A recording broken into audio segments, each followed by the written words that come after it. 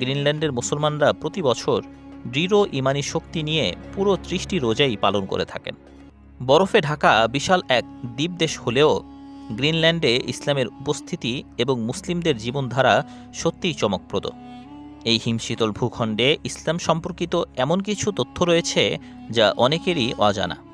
গ্রিনল্যান্ডের ইতিহাসের প্রথম পরিচিত মুসলিম ব্যক্তি ছিলেন লেবানিজ নাগরিক ওয়াসাম আজাকানে। পেশায় তিনি একজন ব্যবসায়ী ছিলেন। দীর্ঘ সময় ধরে তিনি ছিলেন গ্রিনল্যান্ডের একমাত্র মুসলিম, যার কারণে স্থানীয়রা তাকে দ্য আরব নামে ডাকত।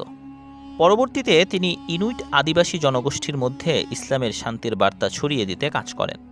বর্তমানে গ্রিনল্যান্ডে মুসলিম জনসংখ্যা অত্যন্ত কম। আনুমানিক হিসেবে সেখানে স্থায়ী মুসলিম জনসংখ্যা প্রায় 1000-এর মতো। অধিকাংশ মুসলিমই মূলত কাজ বা পর্যটনের উদ্দেশ্যে গ্রিনল্যান্ডে আসেন। মুসলিম পর্যটকরা সাধারণত গ্রিনল্যান্ড